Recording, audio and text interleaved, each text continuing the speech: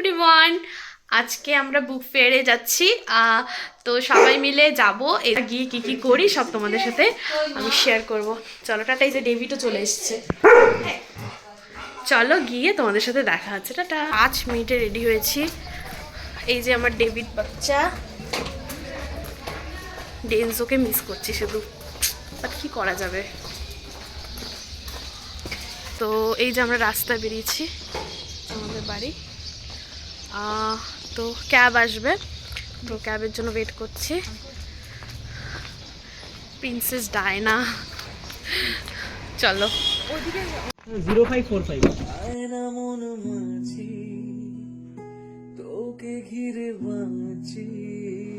আজ শিলিগুড়িতে প্রচুর ঠান্ডা পড়ে গেছিলো, মানে লিটারেলি খুবই ঠান্ডা ছিল। কুয়াশাও আমাদের এখানে স্টার্ট হয়ে গেছে। তোমাদের কারা কারা কোথা থেকে ভিডিও দেখছো আমাকে জানিও, কোথায় কোথায় কেমন ঠান্ডা পড়েছে। এটা হচ্ছে আমাদের শিলিগুড়ির পানি ট্যাঙ্কি মোড়ের ক্লক টাওয়ার। যারা শিলিগুড়িতে থাকো তারা তো নিশ্চয়ই এটা চেনো। বুক ফেয়ারে তেমন ভিড় ছিল না, বাট খুব সম্ভবত হয়তো আরও কিছুদিন থাকবে, তাই ভিড়টাও আজকে একটু কমই ছিল। আমি ভেবেছিলাম যে প্রচুর ভিড় হবে, বাট অতটাও ভিড় ছিল না। খুব সুন্দর বই কালেকশন এসেছে। যারা গল্পের বই পড়তে ভালোবাসে, মানে ভ্যারাইটিস বলতে পারো, বুক স্টল বসেছে, মেলা বসেছে। আর খাবারের স্টল বসবে না সেটা কি হতে পারে। এখানে প্রায় অনেক রকমেরই খাবারের দোকান ছিল। বেশি ছিল বলবো না, বাট ছিল, অনেক রকমেরই ছিল। আইসক্রিম ছিল, পাওভাজি ছিল, পটেটো ফ্রাই ছিল, এইসব ধরনের খাবার ছিল।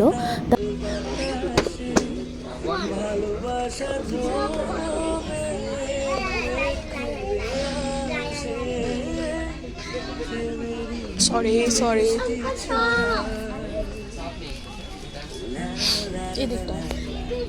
ওখানে খুব সুন্দর ডান্স প্রোগ্রাম হচ্ছিল। আমরা ওখানে দাঁড়িয়ে সব দেখছিলাম ডান্স প্রোগ্রামগুলো, খুব ভালো লাগছিল দেখতে।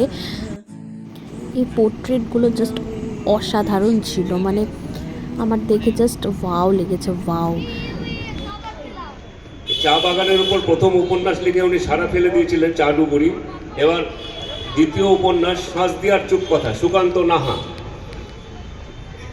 আমি বইমেলা কমিটির অলোকবাবুকে বলবো এটি একটু উন্মোচন করে।